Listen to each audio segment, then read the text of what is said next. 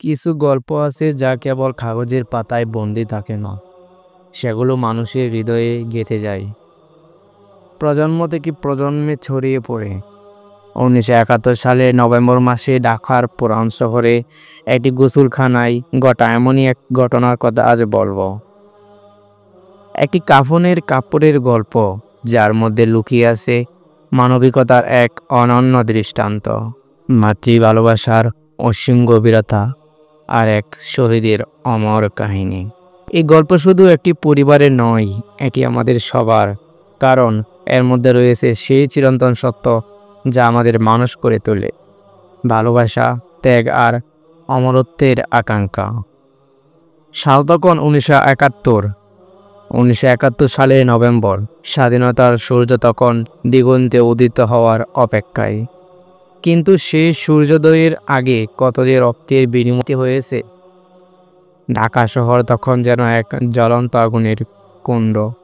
প্রতিদিন গুলির আওয়াজ, বোমার শব্দ, আর্তনাদ, রাস্তায় রাস্তায় লাশের মিছিল। এমনই এক ভয়াবহ সময়ে পুরান ঢাকার বংশাল এলাকায় একটি গোসলখানায় কাজ করতেন মিয়া আব্দুল হামিদ। স্থানীয়রা তাকে ডাকতেন মিয়া সাহেব বলে।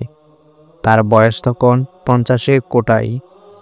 গত 3 দশক ধরে তিনি মৃতদেহ গোসল করানো ও কাফন পরানোর পবিত্র দায়িত্ব পালন করে আসছিলেন। মিয়া সাহেবের হাতে দুটি ছিল অভিজ্ঞতায় পাকা। তার স্পর্শে হাজারো মানুষ পেয়েছে জীবনের শেষ গোসল। প্রতিটি মৃতদেহের সাথে জড়িয়ে থাকা কান্নার গল্প, বিরহের ব্যথা, পরিবারের আড়াহারি সব দেখেছেন তিনি। কিন্তু 1971 সালের সেই নভেম্বর মাসের ঘটনা তার জীবনের সবচেয়ে মর্মান্তিক ও অবিস্মরণীয় অভিজ্ঞতা হয়ে উঠেছিল। বংশালের সেই গোসলখানাটি ছিল একটি পুরনো দোতলা বাড়ির নিচতলায়। প্রবেশমুখী একটি সাইনবোর্ড, আল আমিন গোসলখানা। সব ধর্মের মানুষের সেবায় নিয়োজিত। মিয়া সাহেব বলতেন, মৃত্যুর সামনে হিন্দু মুসলিম বলে কিছু নেই, সবাই তো মানুষ। গোসলখানার ভেতরে ছিল 3টি কক্ষ। একটিতে মৃতদেহ গোসল করানো হতো, একটিতে কাফন পরানো আর একটিতে রাখা হতো শেষকৃত্যের সামগ্রী। দেওয়ালে টাঙানো ছিল বিভিন্ন ধর্মীয় শ্লোক ও দোয়া। কোণে একটি ছোট আলমারিতে সাজানো থাকতো সাদা কাপড়, আতর, কর্পূর আর অন্যান্য প্রয়োজনীয় সামগ্রী। মিয়া সাহেবের সাথে কাজ করতেন আরও 3 জন, তার বড় ছেলে নাসির, এলাকার যুবক কামাল আর বৃদ্ধ করিম চাচা। সবাই মিলে একটি পরিবারের মতো কাজ করতেন। প্রতিদিন ফজরের নামাজের পর তারা কাজ শুরু করতেন আর শেষ করতেন এশার পর। যুদ্ধের দিনগুলিতে তাদের কাজের চাপ বেড়ে গিয়েছিল অস্বাভাবিকভাবে। প্রতিদিন আসতো কয়েকটি করে লাশ, কখনো গুলিতে মৃত, কখনো বোমায় ক্ষতবিক্ষত, কখনো বা নির্যাতনের চিহ্ন নিয়ে। 1971 সালের নভেম্বরের এক কুয়াশাচ্ছন্ন সকাল। আকাশে ঘন মেঘের আনাগোনা, বাতাসের শীতের আমেজ। মিয়া সাহেব সকাল 7টায় গোসলখানায় পৌঁছে দেখলেন দরজার সামনে একটি মৃতদেহ পড়ে আছে, সাথে 2 জন অপরিচিত লোক। আসসালামু আলাইকুম মিয়া ভাই, একজন বলল। এই ছেলেটাকে একটু দেখবেন? মিয়া সাহেব ভালো করে তাকালেন। একটি যুবক, বয়স হবে 25-26-এর মতো। উজ্জ্বল গায়ের রং, সুন্দর মুখশ্রী, কপালে একটি দাগ, মনে হয় নিয়মিত নামাজ পড়ত।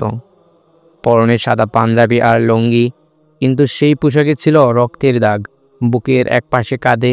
কি এই ছেলেটা? মিয়া সাহেব জিজ্ঞাসা করলেন গলায় উদ্বেগ নিয়ে। উত্তরে লোকটি বলল, জানি না মিয়া ভাই, কাল রাতে গুলিস্তান এলাকায় পড়েছিল, মনে হয় রাতের দিকে গুলি লেগেছে। সকালে রিক্সাওয়ালারা কবর দিয়েছে। পরিবার পরিজন কেউ আছে? না, কেউ নেই। অচেনা ছেলে, পকেটে কোনো কাগজপত্র নেই, শুধু কিছু টাকা। আর লোকটি একটু থামল। আর একটা চিঠি, কিন্তু সেটা পড়তে পারেনি। মিয়া সাহেব গভীরভাবে বিচলিত হয়ে পড়লেন। একটি যুবক, হয়তো কারো প্রিয় সন্তান, কারো ভালোবাসার মানুষ, কারো স্বপ্নের অংশ। আজ সে অচেনা হয়ে পড়ে আছে ঢাকার রাস্তায়। কোথায় তার বাড়ি? কে তার মা বাবা? তারা কি জানেন যে তাদের প্রিয় সন্তান আর ফিরবে না? আচ্ছা, রেখে যান, আমি দেখব, মিয়া সাহেব বললেন বাড়ি গলায়। লোকেরা চলে যাওয়ার পর মিয়া সাহেব, নাসির আর কামাল মিলে যুবকটির মৃতদেহ ভিতরে নিয়ে গেলেন।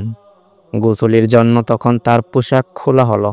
তখনই ঘটল সেই অভাবনীয় ঘটনা যা তাদের সবার জীবনে চিরকালের মতো গেঁথে যাবে।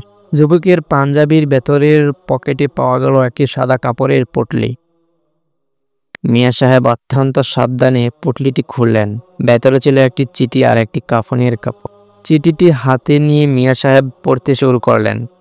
সুন্দর হাতে লেখা, নারীর হাতের লেখা। আমার প্রিয় পুত্র রহিম, তুই যখন এই চিঠিটা পড়বি তখন হয়তো আমি আর এই দুনিয়ায় নেই, অথবা তুই নেই, কিন্তু তা নিয়ে দুঃখ করিস না বাবা। দেশের জন্য মরাটা তো গর্বের।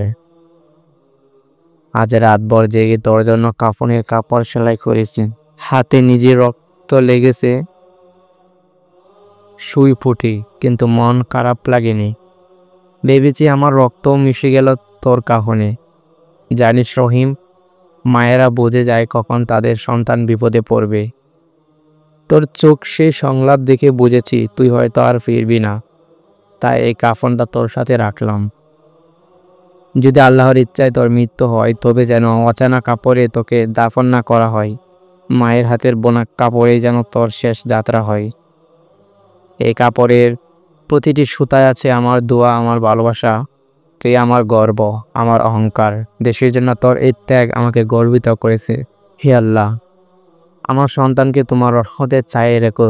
যদি তার মৃত্যু হয় তবে তাকে শহীদের মর্যাদা দিও। আমি চিঠিটি পড়তে পড়তে মিয়া সাহেবের গলা বুঝে আসলো। তার চোখ দিয়ে অস্ত্র গড়িয়ে পড়তে লাগলো। নাসির আর কামালও কাঁদতে শুরু করলো। কাপনের কাপড়টি ছিল অসাধারণ, মসলিন কাপড়ের তৈরি, অত্যন্ত সুন্দর। প্রতিটি সেলাই এত যত্নে করা যেন মা নিজের সন্তানকে শেষবারের মতো আদর করে দিচ্ছেন। কাপড়ের 4 কোণায় সুন্দর নকশা করা, এক কোণায় লেখা রহিম আর এক কোণায় 1971। সবচেয়ে হৃদয়স্পর্শী ছিল কাপড়ের মাঝখানে সেলাই করা একটি দোয়া, রাব্বানা আতিনা ফিদ দুনিয়া হাসানাতাও ওয়া ফিল আখিরাতি হাসানাতাও ওয়া কিনা আযাবান্নার। হে আল্লাহ, আমাদের প্রভু, আমাদেরকে ইহকালে কল্যাণ দান করুন এবং পরকালেও কল্যাণ দান করুন, এবং আমাদেরকে জাহান্নামের আগুন থেকে রক্ষা করো। কাফনের কাপড়ে লেখা নরসিংদীর নাম দেখে মিয়া সাহেব সিদ্ধান্ত নিলেন রহিমের পরিবারের খোঁজ করবে। তিনি তার পরিচিত একজন রিকশাওয়ালা জহির মিয়াকে দিয়ে নরসিংদীতে খবর পাঠালেন। 2 দিন পর জহির মিয়া ফিরে এলো। তার সাথে এলো এক বৃদ্ধ। তিনি রহিমের গ্রামের মানুষ। রহিম আমাদের গ্রামের ছেলে, বৃদ্ধ কাঁদতে কাঁদতে বলেন। তার বাবা মারা গেছে 5 বছর আগে। মা শাহানা বেগম একা ছেলেকে মানুষ করেছে। রহিম ঢাকায় একটি দর্জির দোকানে কাজ করত। মাসে একবার বাড়ি যেত। গত মাসে বাড়ি গিয়েছিল। মাকে বলছিল মুক্তিযুদ্ধে যোগ দেবে। মা খুব কেঁদেছিল, কিন্তু শেষে বলছিল, যা বাবা, দেশের জন্য যা। রাতভর জেগে কাপনের কাপড় সেলাই করছিলেন। বলছিলেন যদি কিছু হয় তবে এই কাপড়েই যেন তোকে দাফন করা হয়। আর মা, তিনি কেমন আছেন? মিয়া সাহেব জিজ্ঞাসা করলেন। বৃদ্ধা মাথা নিচু করে বলেন, মা আর নেই। রহিম ঢাকায় আসার 3 দিন পর হার্ট অ্যাটাক করে মারা গেছেন। মনে হয় বুঝতে পেরেছিলেন ছেলে আর ফিরবে না। এই কথা শুনে গোসলখানার সবাই নিস্তব্ধ হয়ে গেল। একটি মা তার জীবনের শেষ দিনগুলোতে পুত্রের জন্য কাপনের কাপড় সেলাই করেছে, আর সেই পুত্র মাকে দেখার আগেই শহীদ হয়ে গেছে। বৃদ্ধের কাছ থেকে জানা গেল শাহানা বেগমের পূর্ণ কাহিনী। তিনি ছিলেন নরসিংদী জেলার একটি গ্রামের সাধারণ কৃষক পরিবারের মেয়ে। বিয়ে হয়েছিল আব্দুর রহমানের সাথে। তিনি ছিলেন একজন স্কুল শিক্ষক। রহিম ছিল তাদের একমাত্র সন্তান। শৈশবে রহিমের বাবা অসুস্থ হয়ে পড়েন। পরিবারের সব দায়িত্ব চলে আসে শাহানা বেগমের উপর। তিনি বাড়িতে সেলাই কাটাই কাজ করতেন।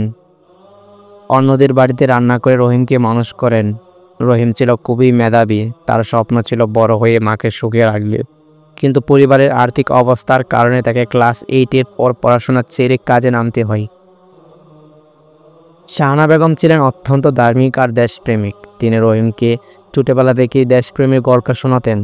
বলতেন, বাবা, দেশের চেয়ে আর কিছু বড় নয়, দেশের জন্য মরতে পারলে সেটা সবচেয়ে বড় সৌভাগ্য।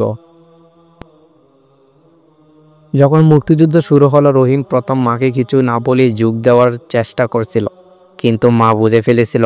একদিন রহিমকে ডেকে বলছিলেন, তুই যেতে চাস যা, কিন্তু আমাকে না বলে নয়।